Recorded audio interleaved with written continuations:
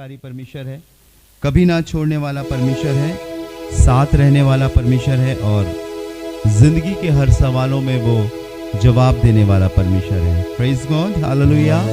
एक छोटे से गीत के द्वारा अपने खुदा की हम्द करूंगा। विश्वास करता हूँ प्रभु आपको बरकत देगा। यदि आपको ये गीत आता है तो आप भी मेरे संग गा सकते हैं, प्रभु की महिमा कर सकते हैं। Thank you Jesus, hallelujah.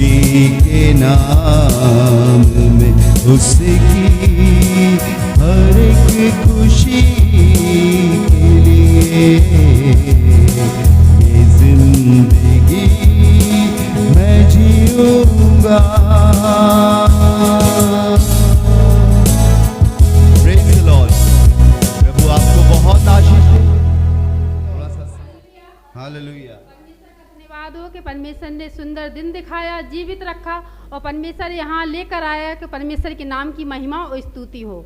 और जैसे कि हम वचन से पढ़ेंगे परमेश्वर के मरकुस 2 और उसकी 3 आयत से।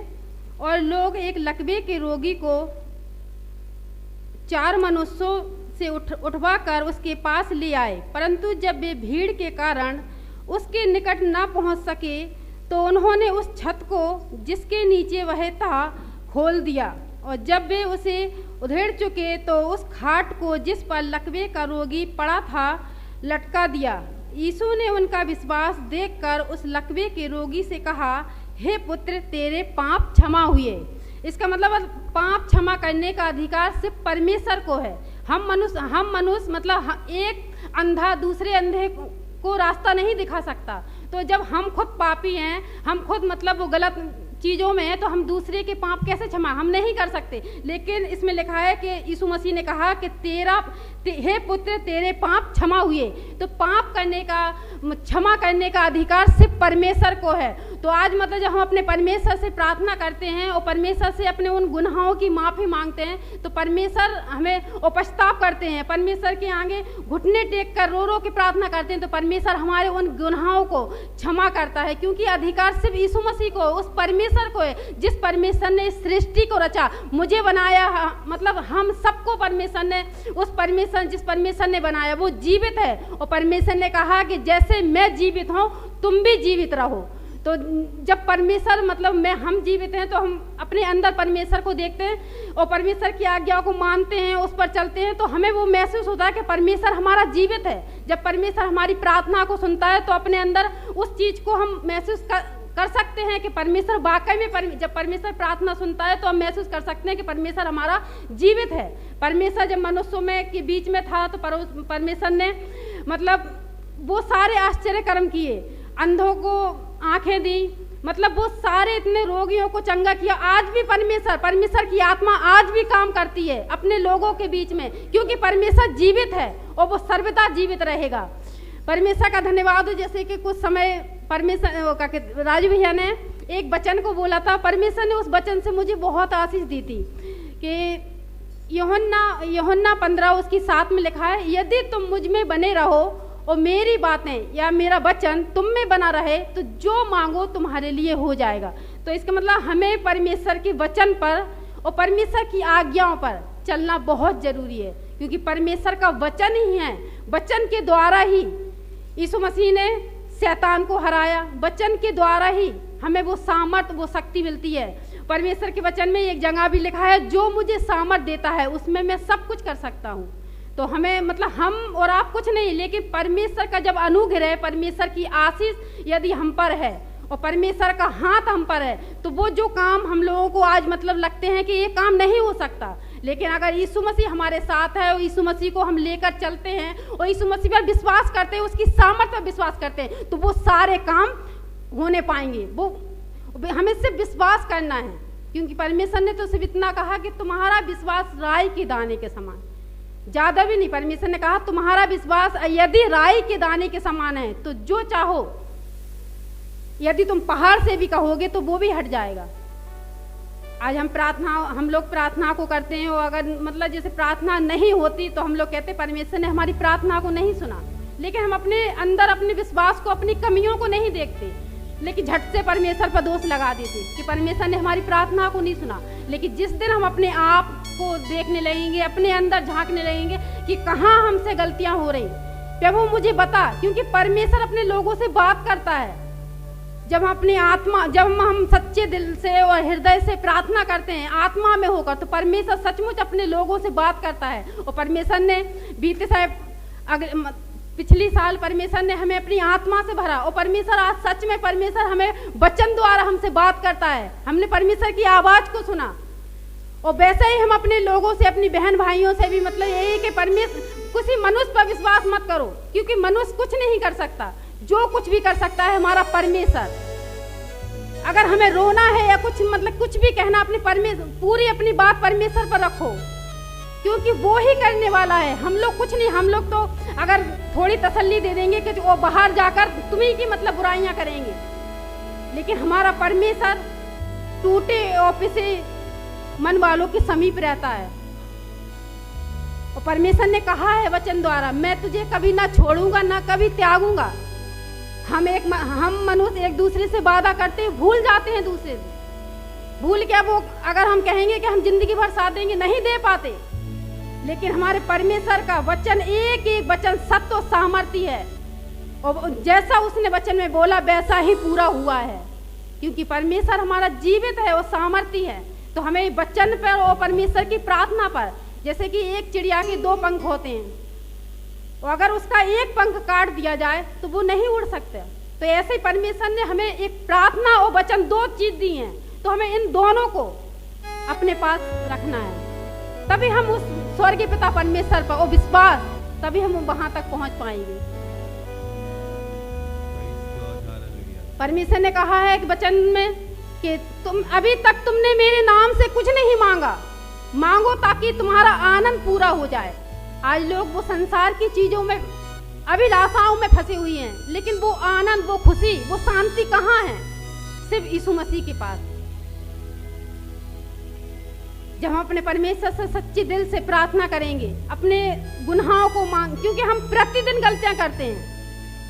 एक बार माफी मांग ली, एक बार माफी मांगने से कुछ नहीं, हमें प्रतिदिन, चाहे हमसे गलतियां हो या ना, हम तो हमेशा यही कहेंगे कि हमसे सुबह से शाम तक हमने कोई गलतियां नहीं की। लेकिन हमें जानने वाला, हमारे अंदर के हृदय को जानने वाला, समझने वाला हमारा परमेश्वर है।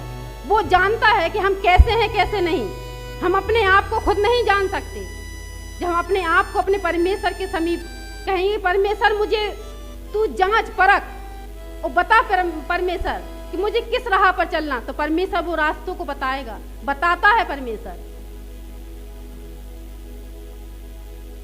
परमेश्वर में विश्वास करें। परमेश्वर हमारा जीवित और सामर्थ्य, परमेश्वर हमारा सब कुछ करने वाला परमेश्वर है। परमेश्वर वचनों के द्वारा आप सभी को, परमेश्वर का धन्यवाद हो कि उसने अपन लोगों को सबको जिंदों की जमीन पर जिंदा रखा, नया दिन दिया।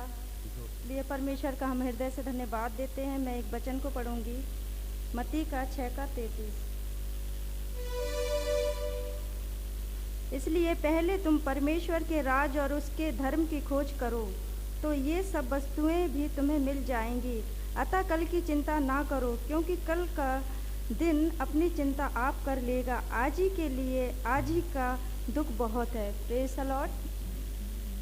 इस वचन से मैं थोड़ा सा बताऊंगी आप लोगों को, है ना। परमेश्वर कहता है कि पहले अपने धर्म और राज की खोज करो, है ना।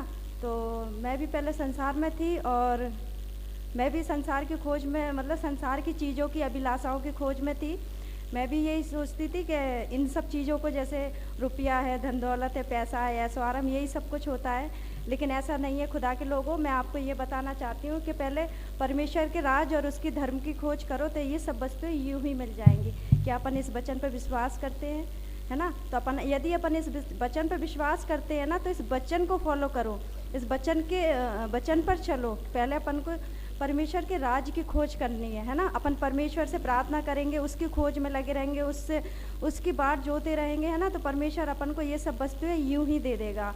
और कल की चिंता अपन लोग क्यों करते हैं? कल की चिंता, बल्कि एक वचन में और लिखा है बाइबल में कि अपना बोझ यीशु पर डाल, अपनी चिंताएं यीशु पर डाल दे, है ना। तो अपन लोग कल की चिंता क्यों करें? कल की चिंता आप यीशु खुद ले चुका है ना ऑलरेडी से। तो अपन लोग को कल की चिंता नहीं करनी है। कल की चिंता अपन को यीशु मसीह पर डालनी है।